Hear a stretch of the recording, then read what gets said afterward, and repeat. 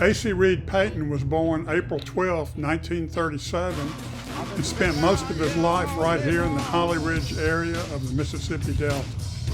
Unlike some of the blues musicians who left Mississippi looking for fame, Payton stayed close to home.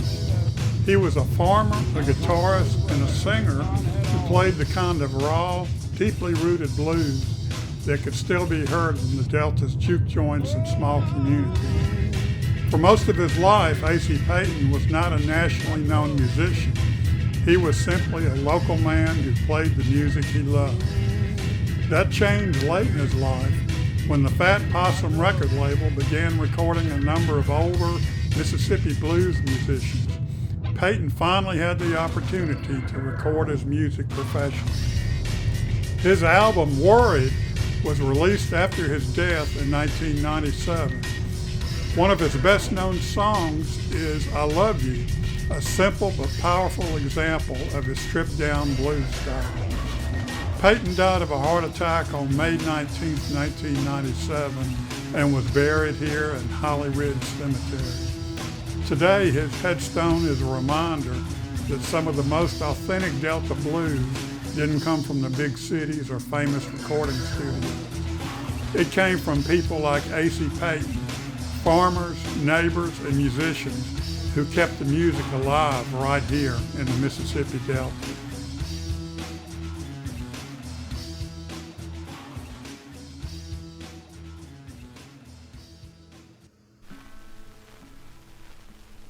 Lord, I'm just crazy.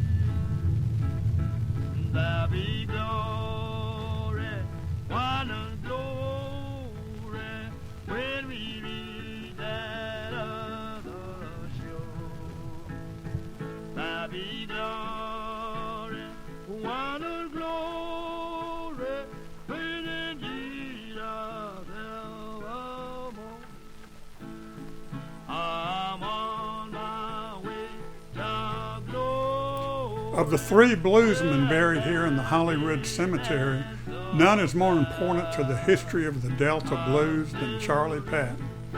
Born around 1891 in central Mississippi, Patton moved with his family to Will Dockery's plantation in the Delta when he was still a child.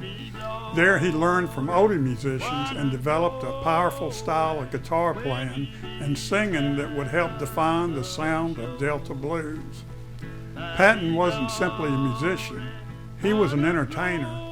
He could play his guitar in unusual positions, including behind his back and between his knees, while delivering a rough, powerful voice that could carry across a crowded plantation gathering.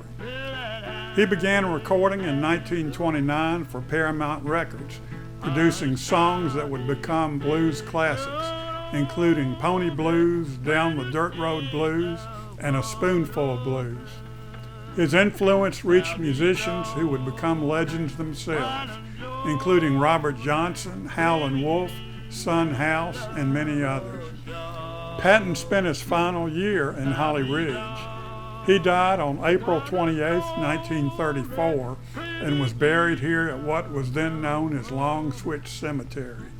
For many years, his grave was simply an unmarked burial place. In 1991, a permanent headstone was placed here, helping ensure that visitors would remember the man often called the father of the Delta Blues.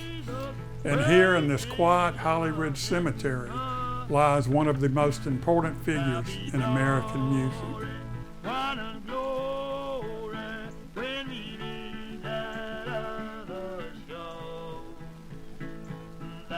Glory,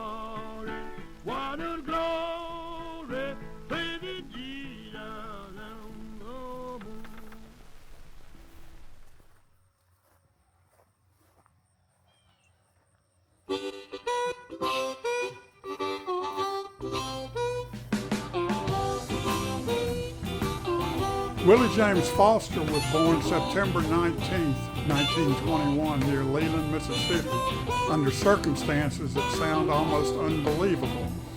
His mother was working in a cotton field when she went into labor. She couldn't make it home, and Willie was born right there in the field. From childhood, music became part of his life. He bought his first harmonica when he was only 7 years old, using money he earned carrying water to the fields. As a young man, Foster traveled north, worked in Detroit, served in the Army during World War II, and eventually made his way into the Chicago blues scene. In 1953, he met Muddy Waters and began performing with him. Foster also worked with other important Chicago blues musicians and made his first record that same year. But in 1963, Willie returned to Mississippi to care for his father. He settled back into the Delta life, playing the juke joints and clubs around Holly Ridge, Indianola, and Greenville. In the 1980s, he formed the Rhythm and Blues Upsetters. Then, surprisingly, his career began reaching an international audience. He toured overseas and recorded several albums, included At Home with the Blues and Live at Airport Grocery. Willie Foster died on May 20th, 2001, after performing at a private party in Jackson, Tennessee.